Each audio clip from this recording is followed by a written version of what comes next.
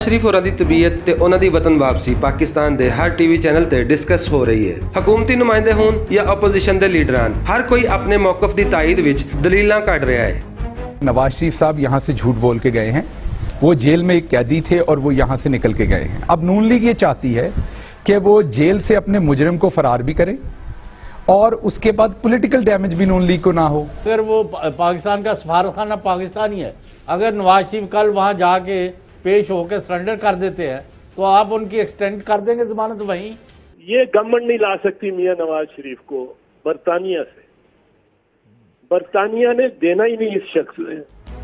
ਅਸੀਂ ਇਹ ਸਾਰੇ ਮਾਮਲੇ ਨੂੰ ਇੱਕ ਹੋਰ ਜ਼ਾਵੀਏ ਨਾਲ ਪਰਖਨੇ ਆ। ਜੇ ਨਵਾਜ਼ ਸ਼ਰੀਫ ਹੋਰੀ ਵਤਨ ਵਾਪਸ ਆਂਦੇ ਨੇ ਤੇ ਕੀ ਹੋ ਸਕਦਾ ਹੈ, ਤੇ ਜੇ ਵਤਨ ਵਾਪਸ ਨਹੀਂ ਆਂਦੇ ਤੇ ਫਿਰ ਕੀ ਹੋ ਸਕਦਾ ਹੈ। ਜੇ ਨਵਾਜ਼ ਸ਼ਰੀਫ ਹੋਰੀ ਵਤਨ ਵਾਪਸ ਆਂਦੇ ਨੇ ਤੇ ਜ਼ਾਹਿਰ ਹੈ ਉਹਨਾਂ ਨੂੰ ਜੇਲ੍ਹ ਵਿੱਚ ਜਾ ਕੇ ਆਪਣੀ ਕਾਨੂੰਨੀ ਜੰਗ ਲੜਨੀ ਪਵੇਗੀ ਤੇ ਇਸ ਸੂਰਤ ਵਿੱਚ ਕੋਈ ਇੱਕ ਕੇਸ ਤੇ ਹੈ ਨਹੀਂ।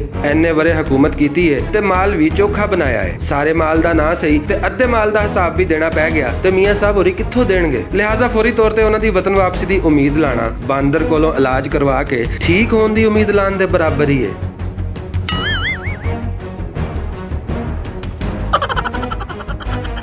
ਜੇ ਨਵਾਜ਼ ਸ਼ਰੀਫ ਹੋਰੀ ਵਤਨ ਵਾਪਸ ਨਹੀਂ ਆਂਦੇ ਤੇ ਫਿਰ ਨੂਨ ਲੀਗ ਭੁੱਲ ਜਾਵੇ ਕਿ ਅਗਲੇ ਇਲੈਕਸ਼ਨ ਵਿੱਚ ਉਹਨਾਂ ਨੂੰ ਇੰਨੀਆਂ ਸੀਟਾਂ ਵੀ ਮਿਲਣਗੀਆਂ ਜਿੰਨੀਆਂ ਪਿਛਲੇ ਇਲੈਕਸ਼ਨ ਵਿੱਚ ਮਿਲੀਆਂ ਸਨ, ਕਿਉਂਕਿ ਮਰੀਮ ਨਵਾਜ਼ ਤੇ ਸ਼ਹਬਾਜ਼ ਸ਼ਰੀਫ ਇੱਕ ਦੂਜੇ ਨੂੰ ਪਿੱਛੇ ਖਿੱਚਦਿਆਂ ਪੂਰੀ ਨੂਨ ਲੀਗ ਨੂੰ ਹੀ ਪਿੱਛੇ ਖਿੱਚ ਰਹੇ ਨੇ। ਇਸ ਸੂਰਤ-ਹਾਲ ਵਿੱਚ ਉਹ ਵੇਲਾ ਵੀ ਦੂਰ ਨਹੀਂ ਹੈ ਕਿ ਜਦੋਂ ਨਵਾਜ਼ ਸ਼ਰੀਫ ਹੋਰਾਂ ਦੀ MQM ਦੇ ਲੀਡਰ ਦੀ ਤਰ੍ਹਾਂ ਸਿਆਸੀ ਮੌਤ ਵਾਕਿਆ ਹੋ ਜਾਵੇਗੀ।